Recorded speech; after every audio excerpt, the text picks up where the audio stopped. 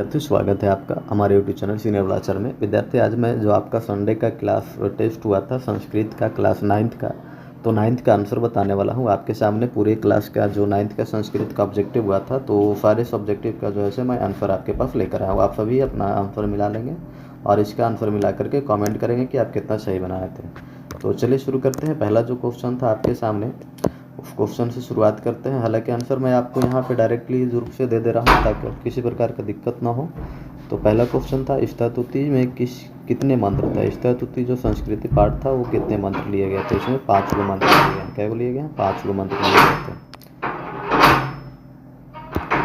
काय जी दूसरा जो क्वेश्चन है उसको देखते हैं। दूसरा क्वेश्चन में क्या है? दूसरा क्वेश्चन जो था आपका गीता का उपदेश कौन दिया। गीता का उपदेश जो था उसे कौन दिया था। गीता के जैसे कि महाभारत काल का ये वर्णन है तो महाभारत काल में गीता का उपदेश जो है श्री कृष्ण के द्वारा दिया गया था। अर्जुन को किसको दिया गया था? श्री कृष्ण के द्वारा अर्जुन को दिया गया था।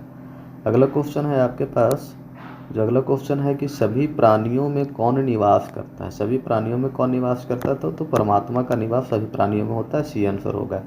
चौथा क्वेश्चन है महाभारत के रचयिता कौन है। महाभारत के रचयिता कौन थे? तो वेद व्यास थे। कौन है? महाभारत के रचयिता वेद व्यास हैं। तो इसका आंसर डी हो जाएगा। क्या हो जाएगा? डी इसका आंसर हो जाएगा।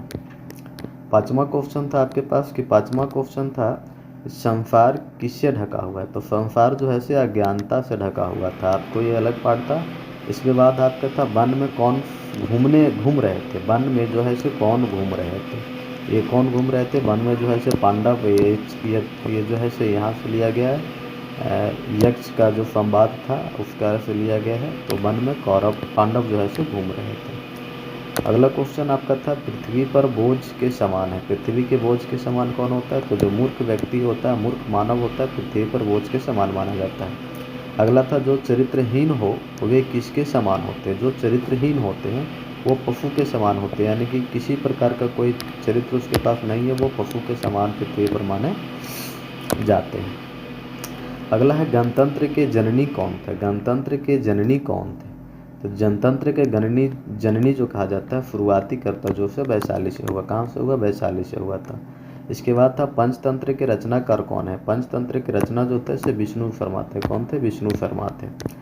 पंचतंत्र के रचनाकार जो थे से विष्णु शर्मा थे। अगला क्वेश्चन था आपके पास चारों ब्राह्मण घर छोड़कर कहाँ गए थे। जो 4 ब्राह्मण थे मित्र थे वो घर छोड़ करके कहाँ गए थे। तो कहाँ गए थे? अवंती और उज्जैन, जो कि पुराना नाम अवंती था, वर्तमान नाम इसका उज्जैन है। तो इसलिए इसका आंसर दोनों हो जाएगा। सी हो जाएगा इसका आंसर। क्या हो जाएगा?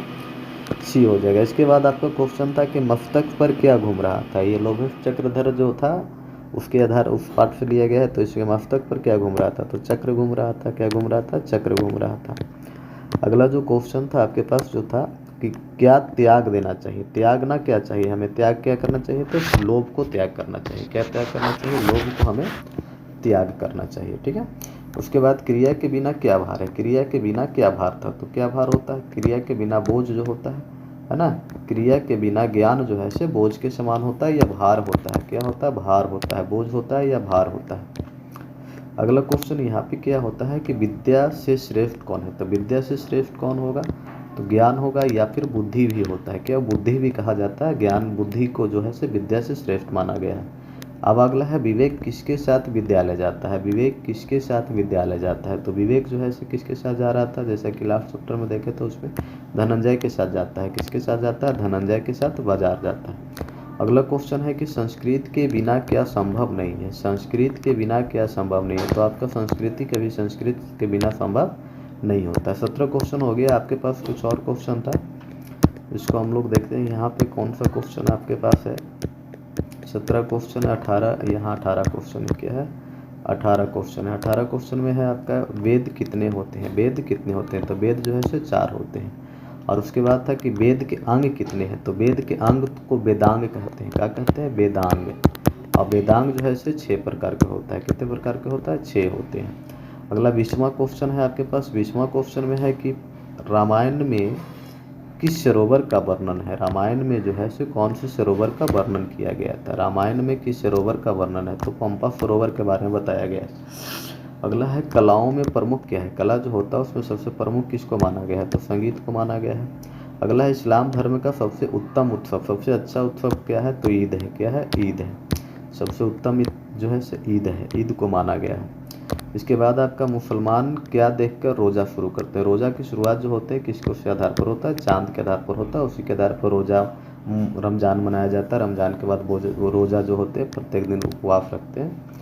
नमाज के अफ्तल को क्या कहते हैं, तो नमाज जहाँ पे ईद के दिन पढ़ा जाता है उसको नमाज ईदगाह कहा जाता है। क्या कहा जाता है, ईदगाह कहा जाता है।